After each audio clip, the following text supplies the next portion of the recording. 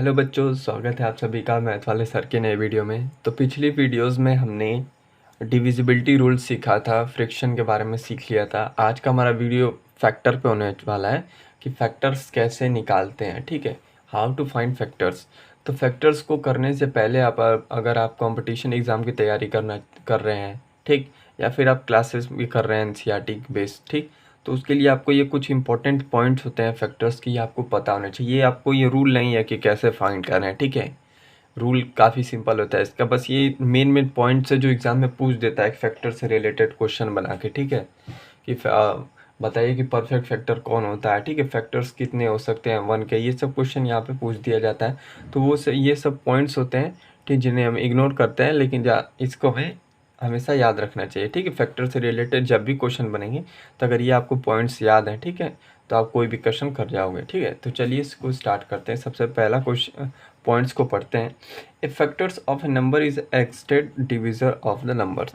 जैसे मान लीजिए कोई भी आपको नंबर गिवन है, जैसे आपको देख लीजिए कि एग्जाम्पल की तरफ से 6 ले लेते हैं, ठीक है। तो 6 का जितना भी डिविज़र होगा, मतलब 6 जितने संख्याओं से भाग दिया जा सकता है, वो सभी संख्याएं क्या हो जाएंगी, 6 के फैक्टर्स हो जाएंगी।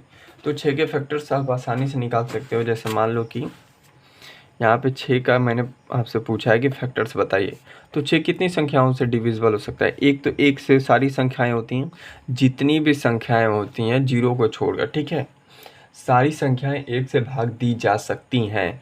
तो जो भी संख्या जितनी भी संख्याओं से भाग दी जा सकती है, वो संख्या क्या होती है, उसकी उतनी ही फैक्टर्स होती हैं।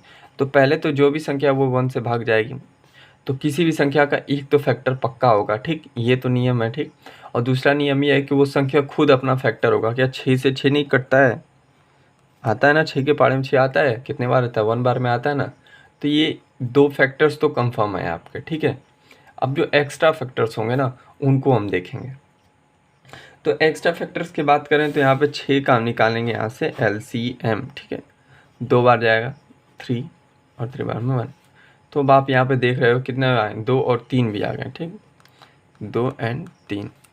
तो ये चारों क्या हो जाएंगे, 6 के फैक्टर हो जाएंगे, ठीक है। तो इस प्रकार आप फैक्टर्स निकाल सकते हो। फैक्टर निकालना काफ़ी आसान है, आप यहाँ पे अब सीख ही चुके होंगे। जैसे मान लीजिए कि आपसे पूछ दे कि 28 का फैक्टर्स बताइए, तो सिंपल कुछ करना नहीं है। सिंपल आप पहले तो आपको पता होगा कि 28 को मैं यहाँ पे लिखता हूँ, ऐसे लिखो, 1 तो होगा ही होगा और एक 28 भी होगा, मतलब खुद ही अपनी संख्या होगी, ठीक। अब इसका निकालो LCM। 2 से करोगे तो एक बार जाएगा, फिर ये 4, फिर 14 हो गया, ठीक, 14 हो गया। तो अब ये 2 बार जाएगा, फिर 7 और ये 7/1, ठीक। तो ये इसके फैक्टर्स आ गए। फैक्टर्स आप ऐसे आप बना सकते हो। अब इसके मान लो कि अब इसके हो जाएंगे 2 और 7, क्या बस इतने ही फैक्टर्स होंगे? नहीं, ऐसा नहीं है। अब देखिए एक और इसमें रूल होता है जानने वाली। जैसे इसमें तो आप आसानी से बता देते कितना ही होगा। इसमें ये है कि इनमें जो फैक्टर्स है ना, ये जो आपने लाए हैं, क्या इनमें से आप कोई और संख्या बना सकते हो? बिल्कुल बना सकते हो। क्या मैं 2 × 2 को 4 नहीं लिख सकता हूँ? लिख सकते ना। अब 4 × 7 भी करूँगा तब भी तो 28 ही आएगा। तो क्या 4 इसका फैक्टर नहीं होगा? बिल्कुल होगा। तो यहाँ पे 4 भी इसका फैक्टर हो जाएगा। आप कहोगे कि 7×2 = 14 और 14 में गुणा करेंगे 28, तब ये भी नहीं हो जाएगा? बिल्कुल ये भी हो जाएगा। तो ये 14 भी आपका क्या हो जाएगा, फैक्टर हो जाएगा, ठीक है। तो ये इसके फैक्टर्स हो जाएंगे। कितने फैक्टर्स आ गए, 1 2 3 4 5 6, 28 के 6 फैक्टर्स आ गए, ठीक है। तो इस प्रकार आप फैक्टर्स निकाल सकते हो। फैक्टर्स निकालने में थोड़ा मतलब ऐसे कुछ सिंपल होते हैं तो सामने सामने निकाल लिया। कुछ क्वेश्चन में क्या होता है कि सिंपल नहीं होता है। जैसे मान लो कि 28 था, आपने यहाँ पे लिख देते 27 तो गलत हो जाता, ठीक। इसमें आप और संख्याएं बना सकते हैं तो बनाइए। जैसे मान लो कि 14 × 2 भी 28 आएगा, ठीक। और चाहे 4 × 7 भी 28 आएगा। तो इस तरफ ही आप बना सकते हो, ठीक है। तो चलिए आगे बढ़ते हैं नेक्स्ट पॉइंट की तरफ। फैक्टर्स निकालना तो आप सीख ही चुके होंगे। अब दूसरा पॉइंट हमें ये कहता है कि 1 is a factor of every number. ये तो बताया ही आपको कि एक जो है ना, सभी संख्याओं का क्या है, फैक्टर है, ठीक है। अपना तो खुद होता ही होता है, दूसरी जितनी भी संख्याएं होंगी ना सबका फैक्टर 1 होगा ही होगा, ठीक। दूसरा देखिए, number is a factor of itself. अब जो नंबर आपको गिवन है वो नंबर भी क्या होगा, खुद का फैक्टर ही होगा, ठीक, जैसे मैंने आपको बताया था ऊपर, ठीक। तो ये 3 पॉइंट आपके कवर हो गए। 4th पॉइंट कह रहा है कि every factor is less than और equal to the given number, ठीक।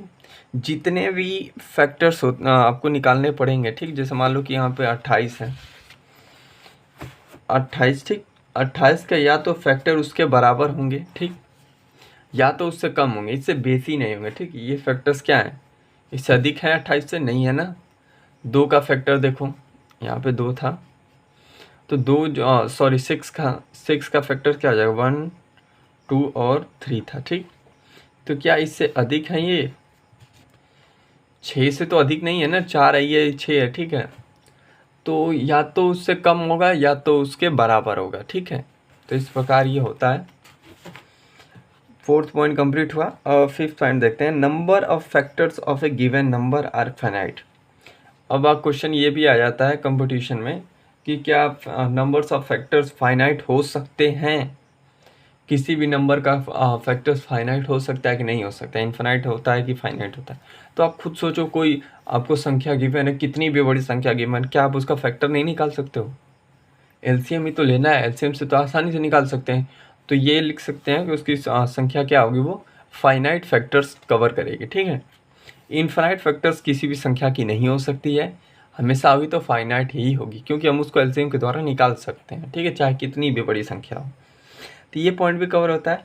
नेक्स्ट पॉइंट को देखते हैं, a number for which given sum of all its factors is equal to twice the number is called perfect number, for example 6 and 28। तो यहाँ पे जो last point है हमसे कह रहा है कि कोई भी नंबर, क्वेश्चन में आ गया कि given number, proof that given number is a क्या था, हाँ, परफेक्ट नंबर है कि नहीं है, ठीक। तो इसको चेक करने के लिए एक रूल है। रूल ये हमसे कहता है कि जितने भी उसके फैक्टर्स होंगे, ठीक, पहले तो निकाल लो। जैसे मान लो यहाँ पे एग्जाम्पल 6 दिया है ना, तो मैं 6 को करके दिखाता रहा हूँ, 28 का खुद निकालना, ठीक है। 6 है, इसके संभवतः कितने भी प्राइम फैक्टर होते हैं उस सबको, सॉरी, फैक्टर्स जितने भी सबको निकाल दो। 1, एक तो ये 2 से जाएगा, 3 से भी जाएगा, 4 से नहीं होगा, 5 से नहीं होगा, 6 से हो जाएगा, ठीक। फैक्टर्स निकालना सिखाए थे ना पीछे, 6 का फैक्टर तो निकाला ही था। तो ये हो गया 6 के फैक्टर्स, ठीक। अब देखो, अभी ये क्वेश्चन जो था हमसे कि ये परफेक्ट नंबर है कि नहीं है, तो इसके लिए क्या करेंगे, सारे फैक्टर्स निकालनी है। अब इन सभी का सम करो।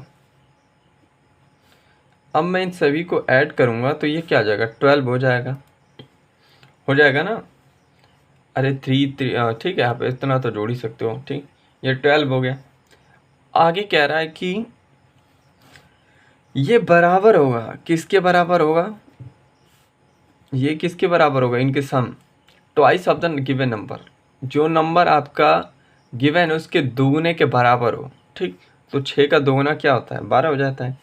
क्या 12 12 आपस में बराबर नहीं है, बिल्कुल बराबर है। तो ये नंबर क्या है, परफेक्ट है, यानी कि 6 आपका परफेक्ट नंबर है। रूल के अकॉर्डिंग जितनी भी फैक्टर्स होंगे सबका ऐड करो और उसके बराबर अगर जो संख्या पूछी जा रही है उस संख्या का दोगुना निकालो। अगर वो संख्या दोनों आपस में बराबर है ना, तो वो क्या हो जाएगा आपका, वो संख्या हो जाएगी आपकी परफेक्ट नंबर, ठीक। तो यहाँ पे परफेक्ट नंबर भी ख़त्म होता है। तो ये फैक्टर से रिलेटेड जो भी क्वेश्चन बन सकते थे, इतना में आपका कवर हो जाएगा, ठीक। इतना काफ़ी है आपके लिए फैक्टर्स के लिए।